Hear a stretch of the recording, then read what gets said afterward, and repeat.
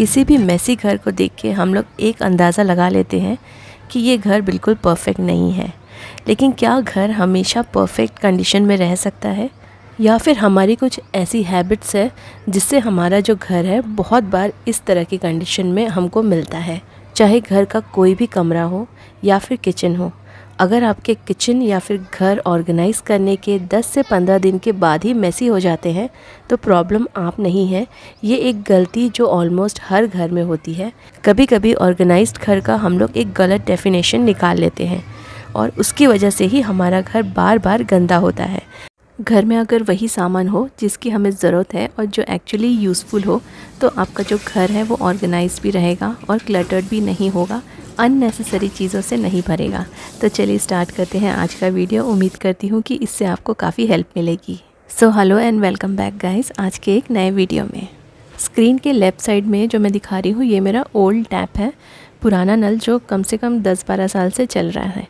लेकिन इससे मुझे ये परेशानी हो रही थी कि इसका जो पानी है ना, कितना भी मैं एक्सटेंशन लगा लूँ इसमें, ये सिंक के बाहर आता था और पूरे कपड़े गीले हो जाते थे। चाहे आप वेजिटेबल्स वॉश करो या आप बर्तन धो, कुछ भी धोने से पूरे कपड़े गीले हो जाते थे और बाहर पानी आ जाता था। तो इससे ना मुझे काफ़ी ज़्यादा परेशानी हो रही थी। तो फाइनली बहुत परेशान होने के बाद मैंने यहाँ का जो टैप है वो पूरा चेंज कर लिया है। और ये सिंपल सा टैप है, बहुत ज़्यादा कॉस्टली भी नहीं है। ये मुझे 700 रुपीज़ में पड़ा और इसके मुझे 2 फ़ायदे हुए कि इसको रोटेट करके मैं पूरा सिंक एक ही बार में क्लीन कर सकती हूँ।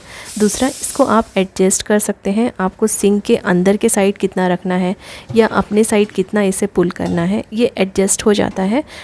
इसको आप नीचे, ऊपर, राइट, लेफ़्ट कहीं भी इसको आप शिफ्ट कर सकते हैं, मूव कर सकते हैं। और प्लस आप इसके प्रेशर को कंट्रोल कर सकते हैं। जैसे इसमें 2 प्रेशर दिए हुए हैं, एक तो पूरा इस तरह से शावर जैसा ये आता है जिससे आपके बर्तन फटाफट से धुल जाएंगे।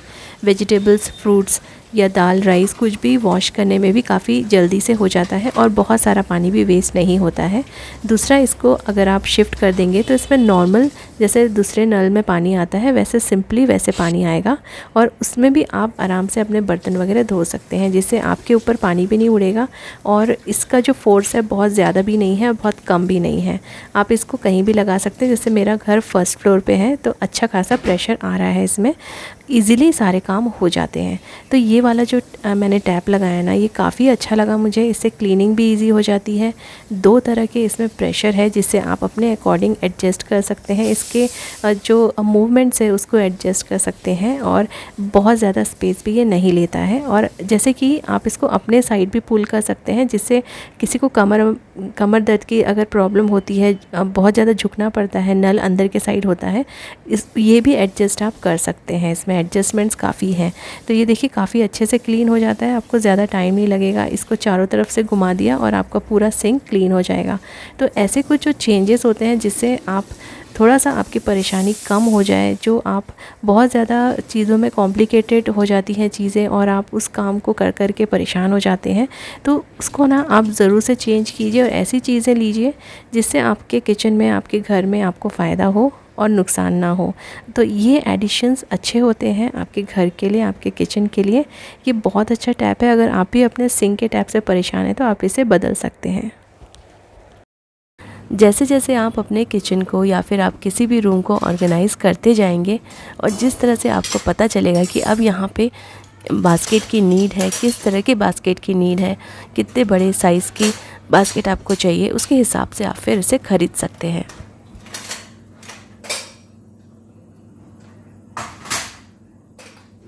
किचन में स्पून्स की भरमार होती है, इसलिए जब मॉड्यूलर किचन बनाया था तब मैंने यहाँ पे स्पून रखने के लिए ये एक ड्रॉअर बनाया था और इसमें ऑलरेडी कंपार्टमेंट्स हैं।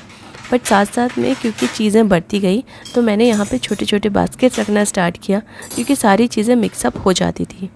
अब यहाँ से मैं अननेसेसरी चीज़ें या ऐसी चीज़ें जो मैं अब यूज़ नहीं करती हूँ उनको हटा रही हूँ।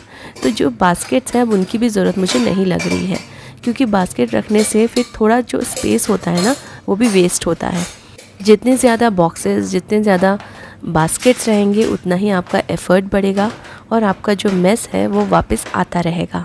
मैं ये नहीं बोल रही हूँ कि आप बास्केट्स बिल्कुल मत यूज़ कीजिए, मैं खुद भी काफ़ी सारे बास्केट्स यूज़ करती हूँ, लेकिन उतने ही बास्केट जितने आपके कैबिनेट्स में फ़िट आ जाए और जो आपका कैबिनेट का स्पेस या फिर किचन का स्पेस वेस्ट ना करें।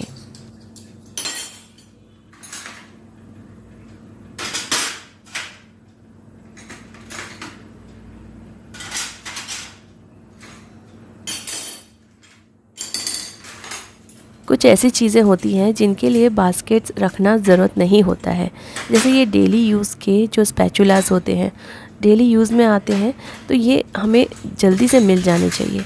अगर छोटे छोटे बास्केट्स अगर मैं यहाँ पे यूज़ करूँगी तो फिर उसे ढूंढने में भी टाइम लग जाएगा, इसलिए बड़े जो स्पैचुलास है उनके लिए मैंने जो बास्केट्स हैं वो हटा दिए हैं। लेकिन कुछ छोटी छोटी चीज़ें ऐसी भी होती है जिसको डायरेक्टली अगर आप रखेंगे तो वो फिर जब भी ज़रूरत पड़ेगी वो नहीं मिलती है, यहाँ वहाँ वो किसी ना किसी बड़े चीज़ों के नीचे, बड़े बर्तन के नीचे या फिर बड़े चम्मच के नीचे छुप जाती हैं। तो उसके लिए मैंने जो छोटी छोटी चीज़ें होती हैं उसके लिए मैंने एक बास्केट रख लिया है।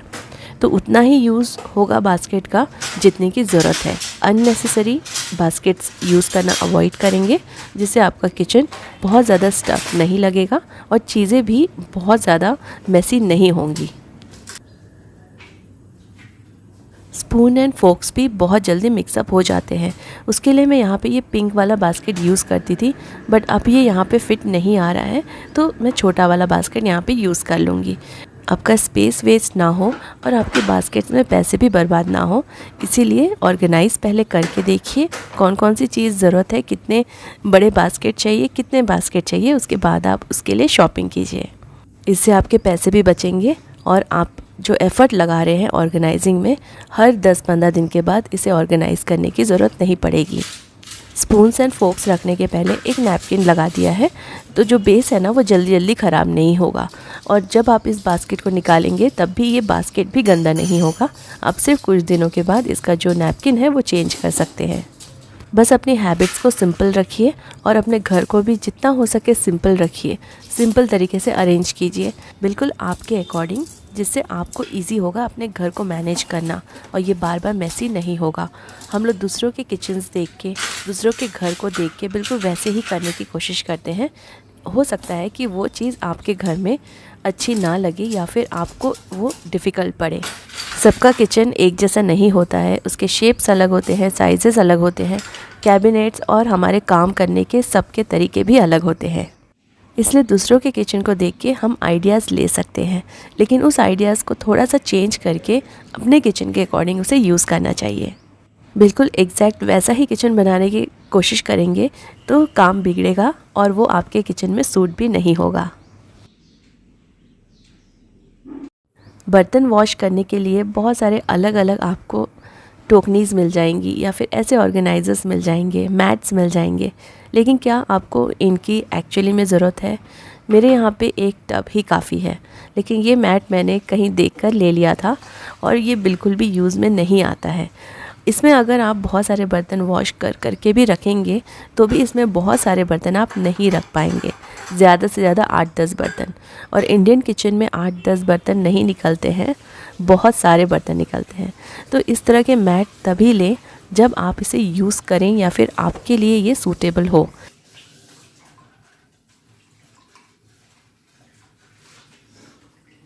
एक बार काम करते करते हम अपने किचन को अच्छे से समझने लगते हैं, तभी हम उसे अच्छे से ऑर्गेनाइज़ कर पाते हैं।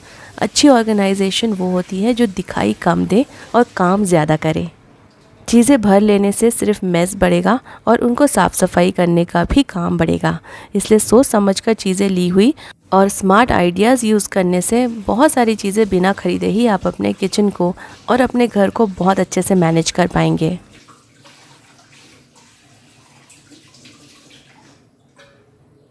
ट्रेंडिंग चीज़ें कुछ दिनों तक ही ट्रेंडिंग रहती है और जब पता चल जाता है कि इनका बहुत ज़्यादा कोई अच्छा यूज़ नहीं है या ज़्यादा यूज़ नहीं है, तो लोग अपने आप ही उसे लेना बंद कर देते हैं। स्मार्टनेस उसी में है कि अगर कोई नई चीज़ आपको मार्केट में दिखती है तो पहले देख लीजिए कि उसका रिज़ल्ट क्या है। बहुत सारे लोगों से पूछकर या फिर उसके रिव्यूज़ देखकर आप खुद डिसाइड कर सकते हैं कि ये चीज़ आपके लिए ज़रूरत की है या नहीं। कहीं बाहर घूमने गए थे तो हमने ये वाले फोल्डिंग मैट्स देखे थे, तब मैंने वहाँ से ये ख़रीद लिए थे। ये बहुत ज़्यादा कॉस्टली नहीं है, बट फिर भी अननेसेसरी ये रखे हुए हैं। एक्चुअली में मैं इन्हें यूज़ करती ही नहीं हूँ, और इसके बदले हमेशा मैं कोशिश करती हूँ कि न्यूज़पेपर ही यूज़ करूँ, क्योंकि न्यूज़पेपर यूज़ करने का एक फ़ायदा है कि इसे आप यूज़ करने के बाद थ्रो कर सकते हैं, इन्हें जमा करके रखने की ज़रूरत नहीं है। लेकिन ऐसे जो मैट्स लेते हैं हम, जिस पे गर्म बर्तन रखते हैं, तो ये एक घर में एक चीज़ हो जाती है जिसे संभाल के भी रखना पड़ता है, और इसके लिए भी आपको स्पेस चाहिए। तो अगर आपने अभी तक इस तरह के मैट्स ख़रीदे नहीं हैं तो आप एक बार ट्राई कीजिए न्यूज़पेपर यूज़ करना, या कोई भी पेपर यूज़ करना, या पुराने कपड़े भी आप यूज़ कर सकते हैं, जिससे हो सकता है कि आपका थोड़ा बहुत स्पेस बच जाए और अननेसेसरी ये वाली चीज़ लेने की ज़रूरत ना पड़े। मेरे यहाँ पे ये सिर्फ रखे ही हुए हैं। मोस्टली तो मैं न्यूज़पेपर ही यूज़ करती हूँ अपने किचन में, अपने गर्म बर्तनों को रखने के लिए या कोई भी सामान रखने के लिए। अब मैं आपको अपना कैबिनेट दिखाती हूँ। यहाँ पे वैसे तो मैंने बहुत सारी अननेसेसरी चीज़ें नहीं ख़रीदी हुई हैं, और ट्राई किया है कि जो पुरानी हनी की बॉटल्स होती है, या कुछ ऐसी बॉटल्स जिसमें हम कुछ सामान लाते हैं, वो मैं यूज़ कर लेती हूँ वॉश करने के बाद। लेकिन अब देखिए कुछ ऐसे प्लास्टिक के बॉटल्स या उनके लिड्स पड़े हुए हैं, जिससे जगह फिर कम पड़ने लगी है, और बॉक्सेस के सामने सामने मुझे सारी चीज़ें रखनी पड़ती हैं। तो आज जो चीज़ें यूज़ नहीं हो रही हैं उनको मैं थ्रो करने वाली हूँ। हम लोग इसका वेट करते रहते हैं कि कभी ना कभी ये चीज़ें यूज़ में आ जाएंगी। ये ऑयल की बॉटल्स हैं, ख़रीदी थी मैंने, ख़राब निकली। इनका जो लिड है वो ख़राब निकला, उससे ऑयल बुरी तरह से लीकेज होता है। लेकिन ये कांच की बॉटल्स बहुत अच्छी है, तो प्लांट्स रखने के लिए मैंने इसे रख लिया था, अभी तक यूज़ नहीं कर पाई हूँ। ग्रोसरी का सामान रखने के लिए मेरे यहाँ आपको स्टील के कंटेनर्स बहुत कम दिखेंगे। स्टील के कंटेनर्स अच्छे होते हैं, बहुत लंबा चलते हैं, लेकिन उनका एक प्रॉब्लम होता है, उनका वेट बहुत ज़्यादा होता है, उनको स्टैक करके रखना मुश्किल हो जाता है, और बहुत बड़ा प्रॉब्लम कि उन्हें खोल खोल के देखना पड़ता है कि इसके अंदर हमने क्या रखा हुआ है। आप कितना भी टैग लगा लो, कभी ना कभी हम लोग थोड़े बहुत चेंजेस करते रहते हैं। हर किचन में चेंजेस होते ही रहते हैं। जैसे स्टील के बर्तन में कुछ और टैग लगा हो और उसके अंदर कुछ और सामान रखा हो, इससे हमारा टाइम भी वेस्ट होता है, हम कई बार इरिटेट भी हो जाते हैं। इसलिए मैं हमेशा प्लास्टिक के ही कंटेनर्स यूज़ करती हूँ ग्रोसरी का सामान रखने के लिए, और ट्रांसपेरेंट यूज़ करती हूँ।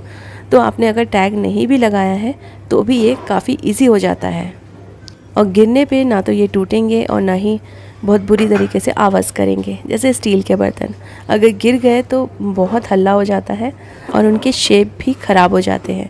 बहुत दिन यूज़ करते करते उनके जो लिड हैं उन्हें भी ओपन करना मुश्किल हो जाता है, कई बार वो बहुत ज़्यादा टाइट हो जाते हैं। आपने टी और कॉफ़ी या शुगर के लिए जो स्पेशली इनके कंटेनर्स आते हैं वो यूज़ करके देखा होगा। बहुत सालों तक यूज़ करने से जब हम इन्हें ओपन करते हैं ना, तब एक अजीब सी आवाज़ आती है जो कि बहुत ही ज़्यादा इरिटेटिंग होती है। और ये स्टील के डब्बे ऊपर ऊपर से क्रैक भी हो जाते हैं, जिससे ये ठीक से बंद नहीं होते हैं, और अगर आपने टाइटली बंद कर दिया तो इसे ओपन करने के लिए आपको किसी न किसी की हेल्प लेने की ज़रूरत पड़ेगी। इसलिए अवॉइड कीजिए स्टील के जो डब्बे होते हैं, और आप 2-3 डब्बे रख लीजिए। जैसे बड़े कंटेनर्स रख सकते हैं आप स्टील के, जिसमें कुछ हम ग्रोसरी के सामान जो हम एक्स्ट्रा लेकर आते हैं वो रखने के काम आ सकता है।